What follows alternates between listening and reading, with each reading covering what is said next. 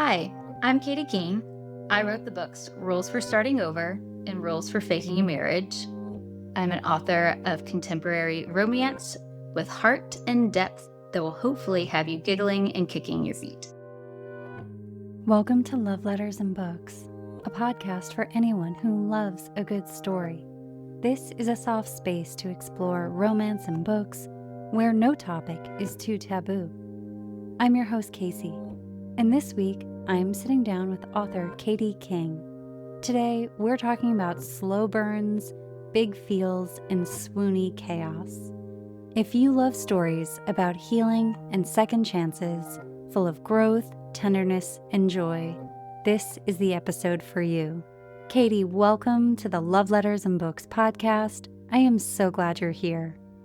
Thank you for having me. I'm so excited to be here. Well, this really worked out for me because I found you when I was scrolling through TikTok, I believe. And it was just something about one of your videos, which I'm sure it's just like daily posting for you, like, right? It's probably not something you're like that stressed about, but I just found you so engaging. And I picked up your book, Rules for Starting Over, and just immediately loved your writing style and couldn't wait to talk to you. So that's what we're going to start with today, because there was so much to this book, so many things that appealed to me, and we'll get into that in a minute. But I loved being introduced to you as a writer and your voice and how you construct these stories and like the journey you're taking us on and the characters that you built for us. So I'm really excited to start off by talking about that book. Can you give us a little overview of Rules for Starting Over? Yeah, I definitely can. First of all, I'm so glad you found me on TikTok because I feel like you put videos out into the ether and who knows if anyone ever sees them. But I'm glad you connected that way. I try to be how I am in real life on there too, like take it or leave it. But I'm glad you found me that way and you found Rules for Starting Over. Rules for Starting Over is about Chloe Brown, and she has gone through kind of this heartbreak and this tragedy at the same time. And she shuts down. She shuts down hard. And I think a lot of us probably, when we go through heartbreak or tragedy, wish we had that option. And sometimes we don't, sometimes we do. But she shuts down for about 3 years. And the story picks up when she's like, okay, enough of this. I've gone to therapy. I'm feeling good. I want to get back out in the world and join the land of the living. I want to date again. I want to get back out there, but I want to create some rules to protect my heart so she doesn't get smashed to smithereens again. So she creates these rules for herself, thinking, okay, this is going to protect me. I'm going to get back out there, but like on my terms. And then kind of enters our main male character, James, and he sees her, he puts in the work, but he does spend like the whole book taking her rules apart and taking her walls down, but he shows up for her kind of on her terms and continues to be like this really solid presence in her life. So it's their journey, but it's also her journey too. One of the interesting things in the book is this theme of running, right? It's something that they have in common and something that they do together. But I wanted to ask you, what is the difference in running towards something and running away from something? Because I very much felt that in your book. Yeah. So Chloe in the book, to kind of deal with her problems, she starts running. She's never really been a runner, but she just likes the punishment of running for her body. Like she blames herself for a lot of what happens in the book with the tragedy with her brother. And so she starts running as like this punishment. And then it almost becomes this escape for her as well. It starts to be where she can clear her head a little bit too. So, like the physicality of that and, the endorphins that are released, all the science behind it too, right? But she really is running from her problems while she's shutting out everyone in her world. She just clings to like, okay, I'm going to run. It's going to be fine. And then when she meets James, he's this Iron Man. So like they can run together and it becomes this activity for them to do. So it's no longer running away for something. It's them running together and like kind of going on this path, and their love story kind of starts that way. And it kind of is symbolic in like them going forward together. And it's this shift in the mindset of how running plays out in her life. Well, speaking of your two main characters, who I absolutely loved, I always think it's really brave when a new author decides to give us a character that is not perfect. Both of these characters have moments in the book where they make mistakes. They say the wrong thing, they do the wrong thing, they're awkward. They are awkward when they're apologizing, you know? So I always love bringing this up because I feel like this is an invitation into empathy. It's an invitation into self-reflection of like, when do I do that? Oh my God, why did I do that? You know, but it's also a brave choice because it could be interpreted any other way. So I want to ask you, why did you give them so much dimensionality? Why was their journey not the meet cute and it all works out and the best of everyone comes out? Why are these sides of them coming out? Yeah. So my books definitely fall kind of in a rom-com energy world. But my favorite books aren't just like this fluffy story that go along. It's where you actually feel like you know the characters. It's not just like this, let me roll my eyes because I know exactly what's about to come out of this person's mouth. Like, I wanted these characters to feel like people because at the end of the day, like you said, we do all make mistakes. And characters in books should too. They're not perfect. At the same time, I didn't want them to make any mistakes or give anyone the ick that turns you off to them, right? But they are real people. And I think my readers feel connected to these characters because they are real people. Like I just in my brain it's like this is how a person would react or this is how they could stumble. This is how they could mess up. I just want them to feel like real people because at the end of the day, those are the stories that I most connect with and I think other readers do too. You know, it's really interesting. I was just thinking about something you said a few questions back about she almost has the space we all wish we could have when we go through something traumatic. Yeah. And it was interesting because I was reading the book and I was like, oh, there is a time gap between when this crisis happens and where we pick up.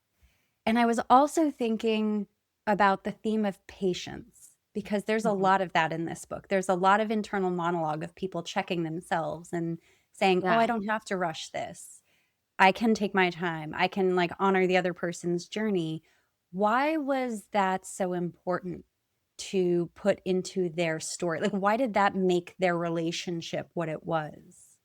Yeah. So I think we all want a book boyfriend like James, right? He's so patient with her and he pursues her. I won't say chases because she's not playing hard to get. Like he pursues her through her heart and through her rules that she's had and just continues to say, like, I can be this for you. But as far as the time gap, like she goes through some pretty heavy stuff. And I think in today's society, especially, we're expected like, okay, something bad happened to you, like you're back at work the next week. Like, no, like we're not designed, or at least I'm not designed to pick right back up like that. Like, if we had the 2.5 years to heal how we needed to heal, if we had the time to shut down for a little bit and sit with our feelings, like how wonderful would that be?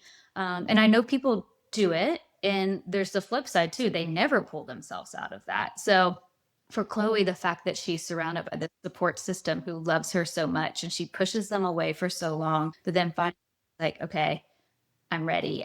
I've sat with this long enough and it's time for me to get back out there. She gives herself the grace to really heal the way she needs to heal. And not all of us are given that kind of grace. We've got bills, we've got things. Now, granted, she does work. She works remote, which in today's world people can do more easily, which is a blessing for sure. But she's ready to get back out there and it's on her terms. And again, with him, he's patient with her too, because just because she's ready to get back out there, she's not done. She's not done healing. We're always healing. We're always evolving. We're always becoming better versions of ourselves. And he allows that, which I love. Oh, there's that phrase you used in your answer. He pursues her heart. Now, I want Yeah. to touch on that for a second because I feel like in dating, relationships, or even courting, which I actually love that word, and Yeah. I think we should bring that back. But I think that there's this mistaken belief that it's all the same. Yeah. And I think sometimes it can seem almost like a power play. It can seem like a chase. It can seem like you're taking something from like there's all of these different versions of it. But the idea of someone pursuing your heart, I love Mhm. that you put that in the book because that's really very much what it felt like. And Yeah. I want to ask you, what do you think that does for someone to have that experience where someone is pursuing your heart, not trying to like dominate you, take over, insert Yeah. themselves into your life? Like, what is the difference? Because it might be the first time someone's encountered that is your story. Yeah. What does that do for someone? I think the trust that it builds in the relationship is different than just a relationship that you read in another book where like the end goal is them dating and then it's done. Like those stories are great too, and there's a time and a place for them. But whenever someone's really pursuing you, it looks like taking her to flag football and introducing her to friends, because she's new in town, or picking her up after a night out with girlfriends, so that she's safe and she gets home safe. It just builds this level of trust that not all relationships get. When it's this cookie cutter chase or rush to the finish line, then you don't necessarily get that. You don't get to feel those moments of being cherished, which I think Chloe gets to experience. Like James cherishes her and he really he honors her. At the same time, he's also like, how can I like really date her? He's so interested, but he it's this push for him too, because he wants to be her friend and show up because that's what she wants. But it's also like, but I'm really interested in this girl. So like, okay, she needs to go shopping because her apartment is totally empty. Like, I want to show up and show her the best places to go shopping and then hang out while the delivery guys are there because I'm worried about, like I just want to make sure she's okay. He just shows up for her. And even her going on other dates and he's seeing her go on other dates and he still is just showing up for her consistently and they build that foundation of trust. All the while having mutual attraction, kind of that push and pull and fighting that just builds such a level, a foundation that's so much stronger whenever a relationship starts this way. I'm so glad we're talking about this. And on the theme of a reader having a first time experience in your book, I want to shift the conversation a little bit because you Yeah. put something in your book that really stood out to me. And I talk about these things on this podcast a lot. There was a part of your book where we are hearing about another woman's experience with escalating domestic violence. And Yeah. I thought it was really important and powerful. And I like talking about it in the context of fiction. And there's a Yeah. reason why, right? Because for so many of us, the way you talked about it in the book is not how we hear about it in real life. It goes from A to Z. You're either punched in the face and in the hospital, or it was an abuse. And I felt like you very skillfully brought the reader on a journey of this is what it looks like, where they Yeah. take away pieces of you. And before you know it, you're in this situation. And I guess I just want to highlight that for a moment because I feel like this is the power of that intersection of readers and fiction and storytelling and women.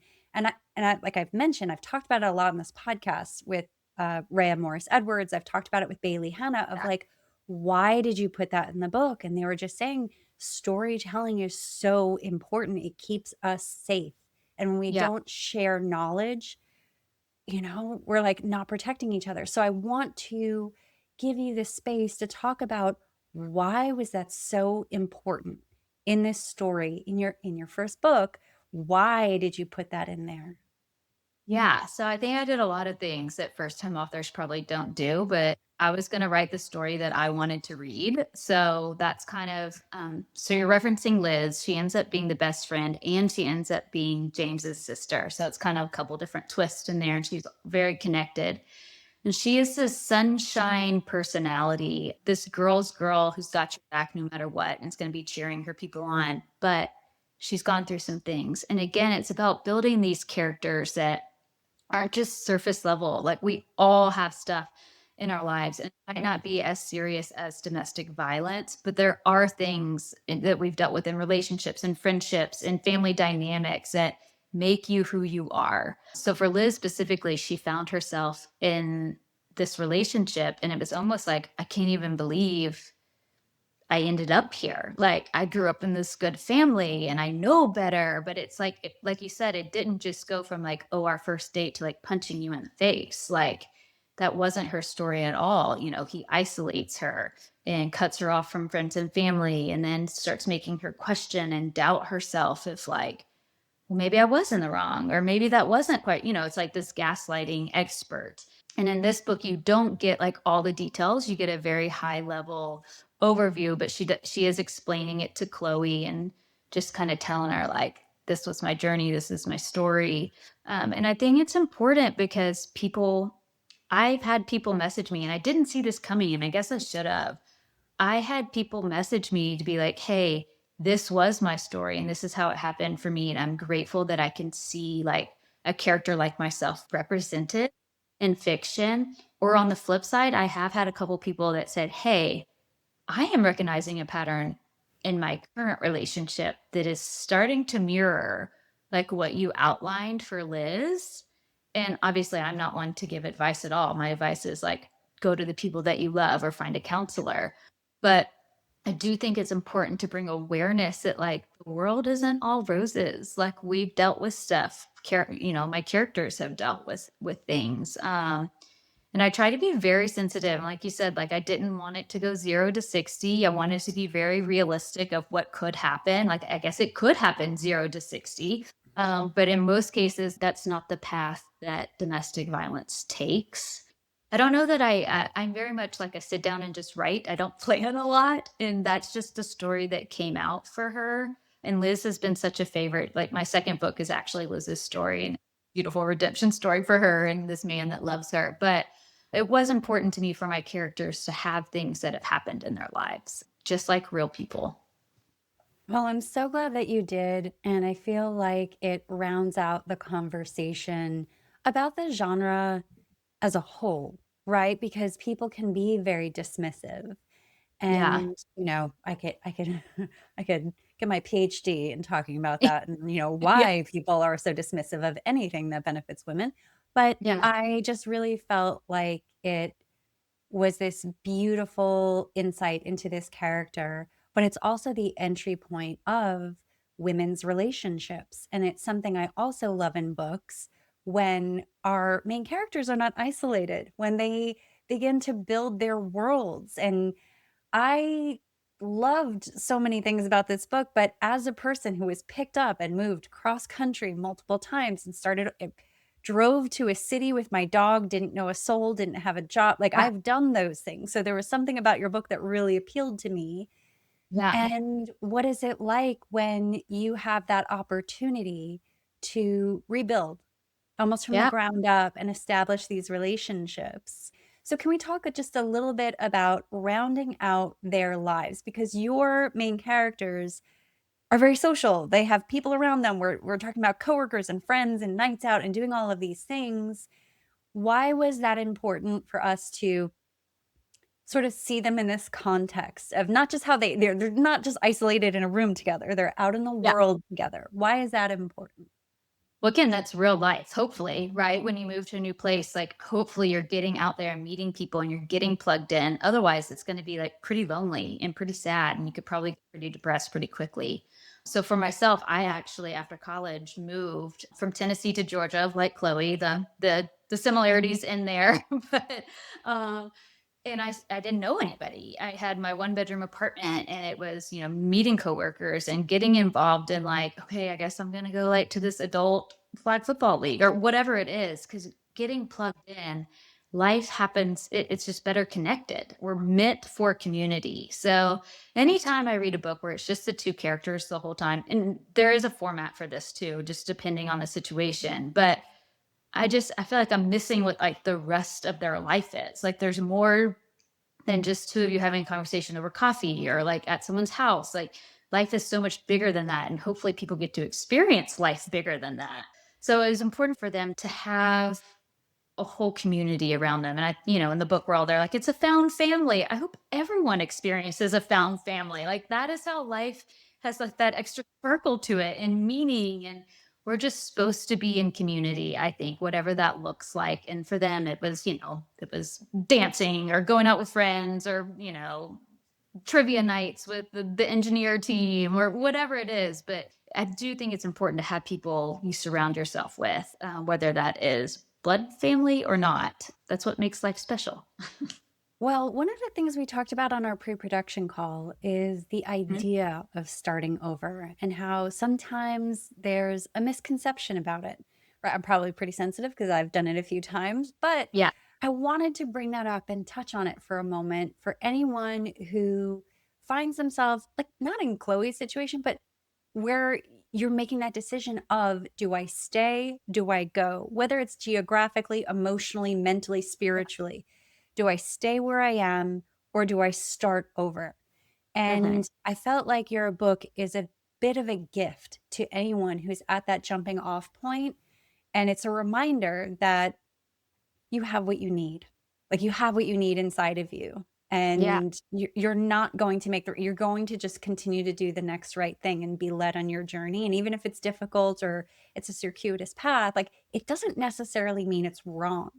And Yeah. I feel like that's an important conversation to have, especially for women, that not getting stuck, being Mhm. open, and I just want to touch on that theme for a second because Yeah. there can almost be a feeling of if I have to start over, I must have failed. Something Yeah. must have gone wrong versus, oh, I've set myself up to this point where I get to like leap, right? Those Yeah. are two very different ways of looking at it. So, since you wrote this book, tell us how you feel. Yeah, no. So I have people at book markets come up to me all the time, or when I'm giving them an overview of the book, and they're like, "Oh my gosh, that just sounds wonderful. I would love to just go and start over."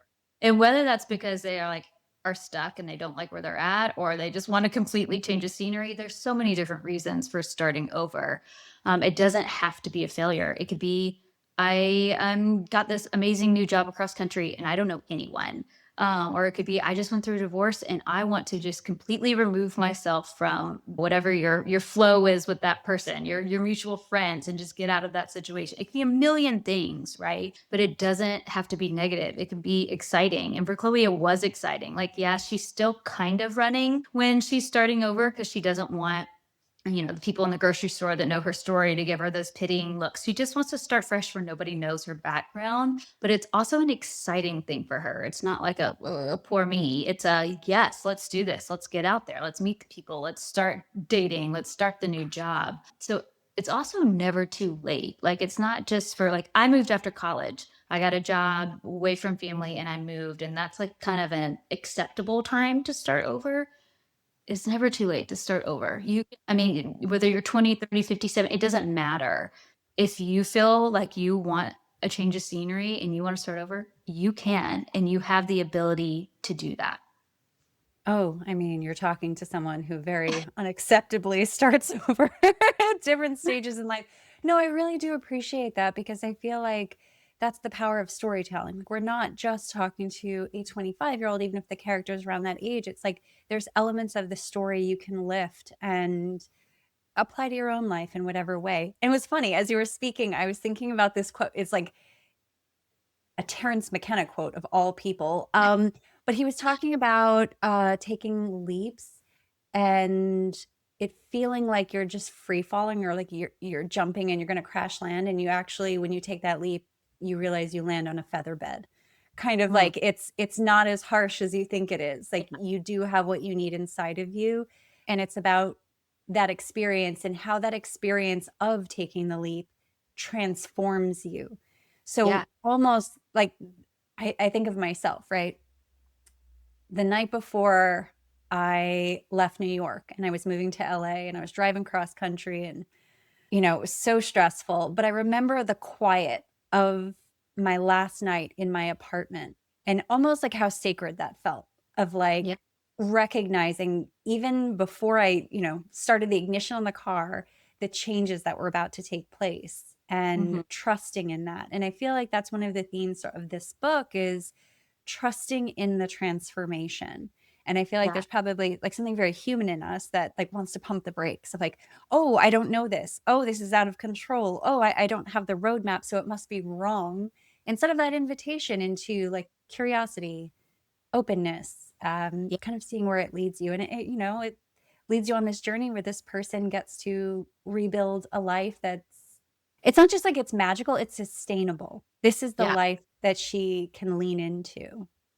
But with that too, she's not like stuck there. When you reflect over your life, all the many changes you've been through, you've probably led lives. You know what I mean? Like when I look back at all the different paths I could have taken or I did take, the growth there, and you're not the same person, and that's okay too. And obviously, in a romance, finding someone to do that with is the real win, right? So they're gonna love you and be there whether you're in the tech world or you decide to be a stay-at-home mom or you decide to be an author, whatever it is, all the different versions of yourself and finding someone who's going to love you through that. And then also feeling like safe enough and vulnerable enough to make a pivot or a switch or start over. I think that's what makes life special. And I think people with the most interesting stories have been like open handed to be like, all right, let's do it. What are we doing next? Like, and they're not just like stuck in the fear of, I can't do it or I can't make the change. I think being open handed, and I think Chloe is, I think that's what makes it special.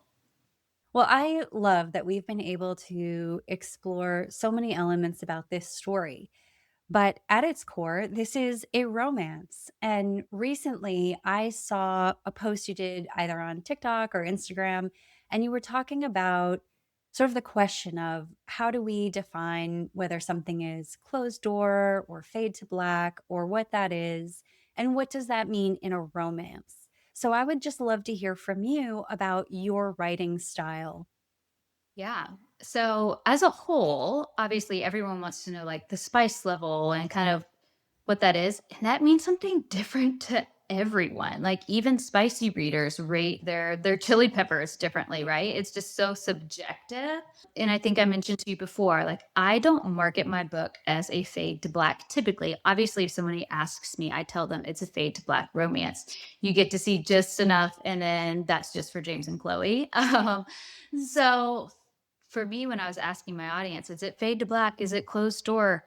There's just so many different definitions around it. There's really not even a good way to market it. But for me, both of my books so far are fade to black.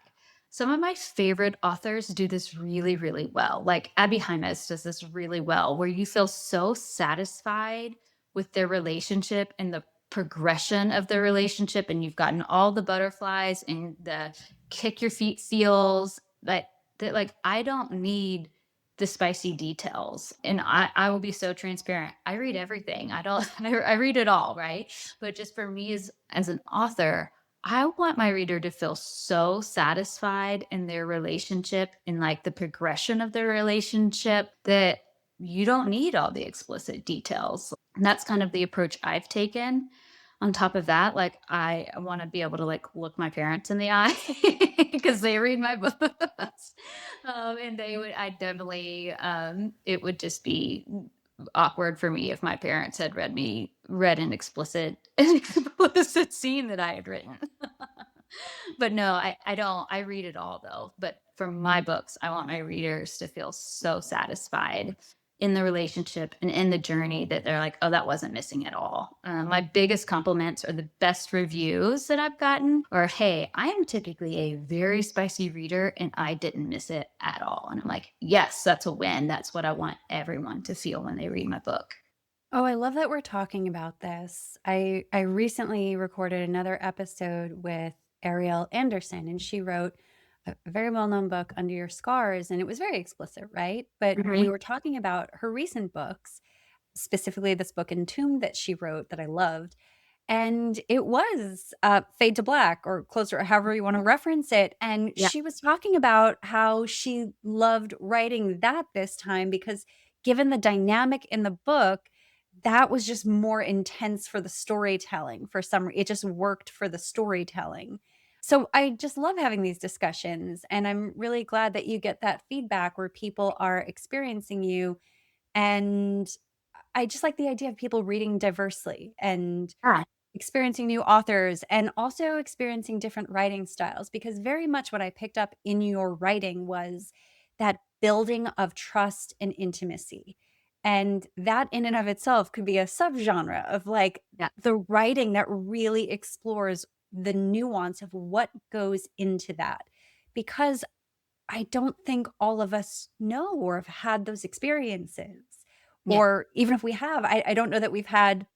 I don't think it's like a one-stop thing. I think it evolves. And so I felt like in the storytelling between Chloe and James, we're just seeing all the little behind the scenes. And it was interesting because you mentioned even like the furniture shopping. I'm like, that's so tender for someone who's brand new to a town, who doesn't know anyone, who's living with a mattress on the floor, to have someone be like, "Oh, I'll just take my day to spend it with you and do these things with you." And it's like, it's those little things that we tell ourselves there's no benefit to this other person doing this with me.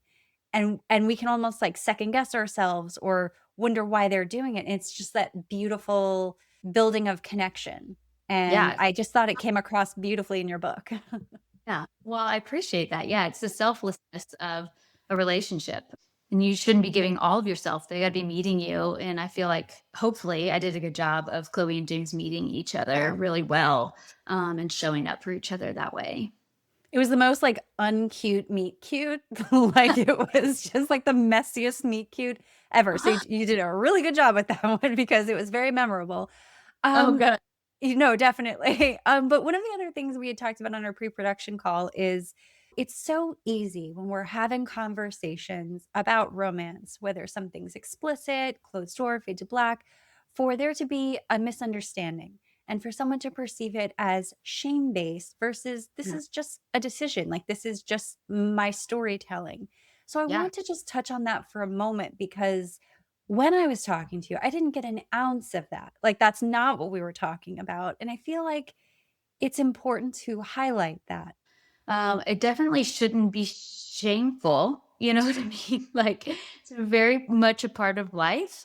I think it just comes down to the author's viewpoint. Like, I've heard authors talk and be like, I've shown you every aspect of the relationship. So, of course, I'm going to show you this aspect of their relationship too, because it's part of a relationship. And I get that viewpoint for sure. Again, for me, it's just, I want you to be satisfied without seeing that part of the relationship. And it's just how I write.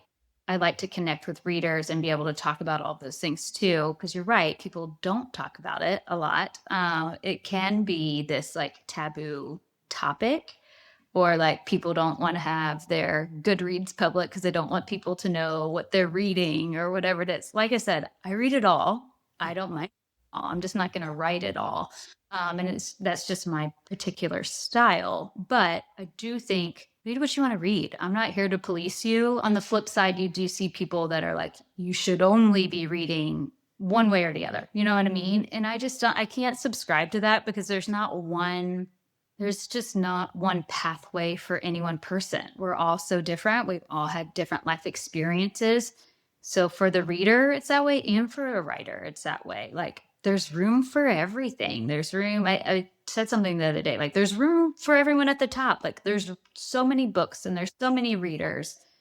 There's room for every type and style. And you should read what you want to read. I'm not here to police you. Oh, I love that approach. And I think it's interesting to hear it from a writer, but then also to encourage us as readers to remember that we don't dictate how books get written and that there's a book for everyone. And someone definitely needs to pick up your book and have that story told that way. And I think that that's like a healthy reflection, in like a world where we comment on everything. I think it's just a really healthy reminder that like someone needs this story. And it's okay if it's not you, but someone needs this story. I've gotten reviews that are like, "Hey, I liked this book. I just wish it was spicier." I get those too, and that's fine. And that's totally fine. And then on the flip side, you have people that are like, "Oh my gosh, I wish there wasn't an F bomb in it." Like, because people get, or more than one, if we're being honest. So like, but again, that's how people talk. I'm not going to romanticize real life. Like, that's the real world. We're dealing with real world problems. People are going to talk the way they're going to talk in the real world. But to your point, like, not every book is for every person. And as an author, I have to be okay with that. I have to be okay reading those reviews that, hey, this book wasn't for me. And like, that's fine. It wasn't for you, but it's for this person. So it's fine. It's just knowing your audience. Yeah. And it's a good discussion to have. Well, we've touched on the fact that you introduced us to this incredible character through this story. We met Liz, and you mentioned it earlier in the episode that Liz has her own book, and I would love to give you the space to talk about that for readers who were really engaged with her in this book and kind of Yeah. want to see where that story takes you. Yeah. So for Liz, she's the best friend and rules for starting over. And I was not planning to write her book at all. This was going to be a standalone. My first book was going to be it. And I had an idea of what I was going to do next. And it was not her story. But my beta readers and my art team, my early art team loved Liz so much. They're like, she really needs her own story. So I changed the epilogue with one little scene to tee her up for her own story. And spoiler alert, it's fake dating, like marriage of convenience. So luckily both books are out now and you don't have to wait for her story. But people who read my first book when it first came out were like, I need to know how she's married. Like, what is happening? So with Liz, again, she's this sweet sunshine soul. And it was so fun to write her character because I am nothing like Liz. I probably relate a little bit more to Chloe and like my boxes and my structure. And like with Liz, she's kind of unhinged. So I could put these like really unhinged ideas in the book. So she's a makeup artist and he's a stunt double, and they work together on a movie set, again set in Georgia and Atlanta. And he is the definition of grumpy and quiet, but again, you get to find out why. It's not just because he's this grumpy, broody guy and you never find out why. He's got some family stuff going on. He has some things the way he grew up that caused him to be this way. So watching her just sunshine and his grumpy like collide is so fun, and so fun to watch their relationship develop.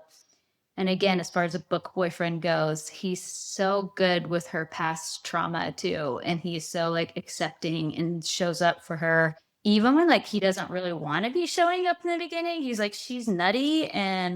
But like the way they lean on each other and help each other, I just thought he was the perfect complement for Liz and everything she had been through. And we got to see so much of her in the first book that people just really loved her. And I wanted to do her story justice. A lot of authors will title their book before they start writing it, and I don't. Like, I wait till my book is done and then I kind of mull it over.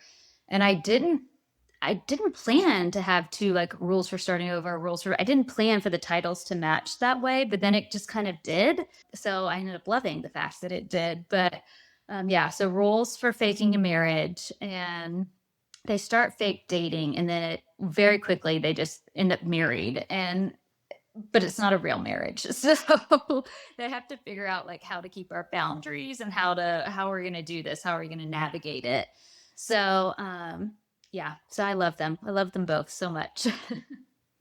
Well, I really love the way you spoke about it because very much I'm seeing like a parallel, right? Not just in the titles, but a parallel in when someone experiences grief and trauma and they want that space. And we don't often get it, right? Like, and Yeah. Chloe does. She gets sort of this like lull of 3 years and then gets to rebuild her life. But I do like in Liz's story, we're getting this opportunity to process certain things with another person and they care Yeah. about her. And it's not the, I'm getting the what's wrong with you approach, Yeah. which, sometimes I feel like there's this misconception. It's funny because we've talked about a lot of misconceptions in this episode, and I did not see that coming this morning when I woke up. But we're going to talk about another misconception, and that is when someone is on a healing journey from something that they can be perfectly eloquent and they always show up in the exact right energy and space, and they always do the right thing, and they're like the perfect survivor versus Mhm. someone showing all sides of their journey. Like they're still just a human being who Yeah. went through something. And I feel like that's the power of a book like this, where we get to fall in love with a character and she gets to be a real person. And Mhm. sometimes that's like, again, our first experience kind of watching someone on that journey of trying to rebuild their life and relationships and even self trust. I mean, you leave an abusive situation, you are shaken to your core because it distorts perception of yourself, You're of the right world. a little bit. Yeah. Yeah, no, I'm so excited about that book. And for people listening, I think that it's always a good reminder of like, where are you available? Where can people find you? Because you are an interesting one. I see you on social media all the time. You are like a social butterfly when it comes to your books. So, where are they available? Yeah, so you can get my books anywhere you buy books. So Amazon, Barnes and Noble, some Barnes and Noble in person, but mostly just online. You can go to my website and get a signed copy if you want. I didn't offer that for a long time, but I had people continuing to message me, and I was like, okay, fine, I'll figure out shipping. Like, well, because when you're an indie author, you're doing it all, right? You're writing, you're editing, you're doing website and cover design, all the things. So it was like, oh, just one more thing on my plate. But I'm happy that I am offering that now. So, and I'm also on Kindle Unlimited if they're a Kindle Unlimited reader. So, pretty accessible. That's wonderful. And then what are you currently working on? And I'm always very conscious when I ask this question because I don't want people to feel like I'm like, okay, when's the next one coming out? It's not about that. It's more about, you've put out these two books and then where does that bring you on your journey as a writer? Like what is next for you?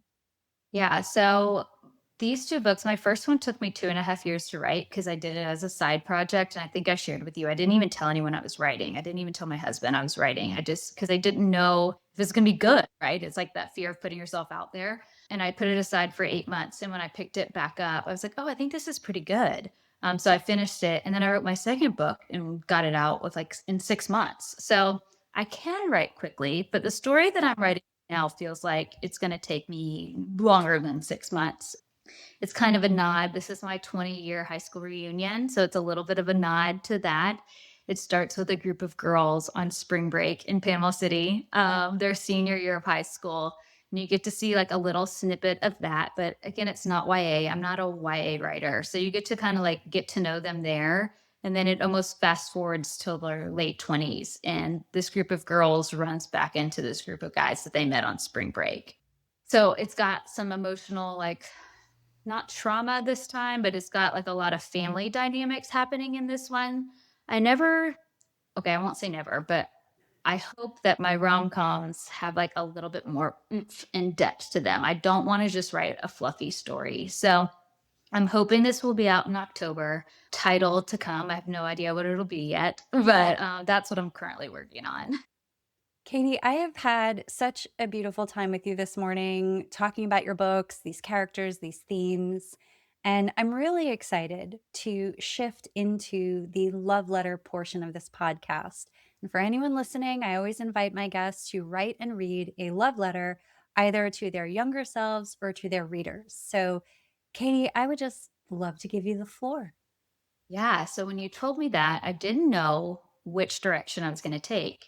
And I sat down yesterday and I was like, oh, I'm for sure going to write this to my readers. And then I ended up writing it to my younger self.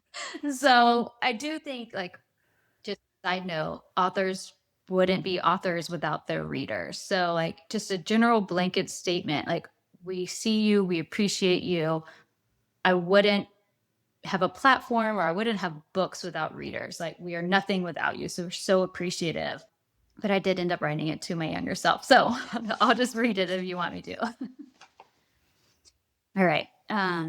Dear Katie, oh, sweet little friend, I can picture you so clearly in my mind. I see the elementary version of you, scraped knees, covered in mud, running through barns and woods without a care in the world. You're staying up late, hiding under your covers with a flashlight to read just one more chapter. This is just the beginning of your book journey. You're going to read thousands of books and get lost in so many different worlds you would have never gotten to experience otherwise. Keep reading, always. I see the middle school version, where honestly, not much has changed. Your knees are still scraped, you're still running wild outside, you're still staying up way too late reading, and now you're getting lost in a book in class instead of doing your work. Please pay attention to your middle school teachers just a little bit more.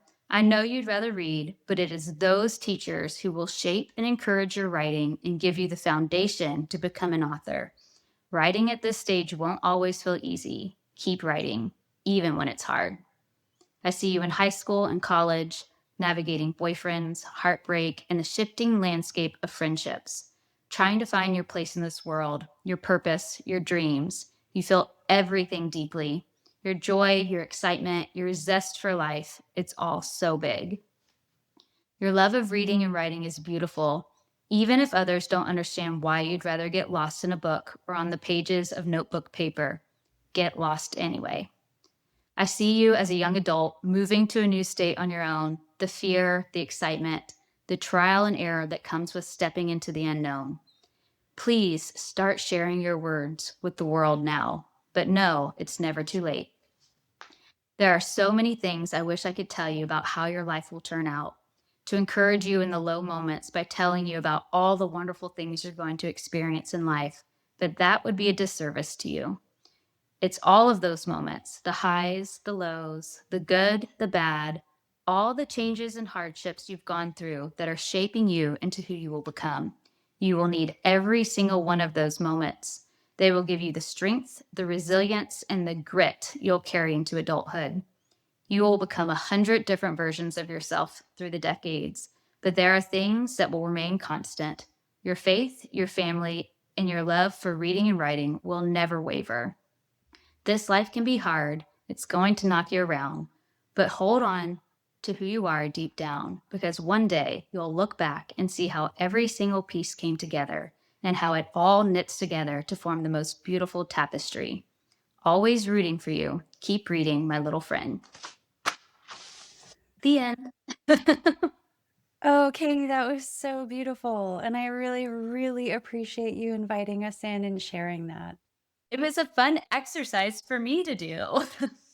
Oh, well, I'm glad to hear that. And I just Yeah. always think, it's like you write it to yourself and you have no idea who needs to hear that today, like who needs that reminder. So I just loved it. Now, as we're winding down, for anyone listening, I will put links to all of your social media and website in the show notes.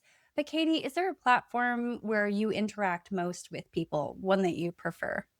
Yeah, I'm very active on both TikTok and Instagram, and my handle is the same. It's just Katie King Writes, and I'm very active on both of those. Wonderful. Well, Katie, I am so glad that we got to spend the morning together. I loved your book. I can't wait to pick up Rules for Faking a Marriage, and I'm really looking forward to the next one. So, October can't come soon enough. So, thanks for joining us. Thank you for having me. It was a pleasure. Thank you for listening to this episode of Love Letters and Books, a podcast for anyone who loves a good story. If you enjoyed this episode, please take a moment to follow, rate, and review this podcast on your favorite listening platform. You can find me on both Instagram and TikTok at Love Letters and Books.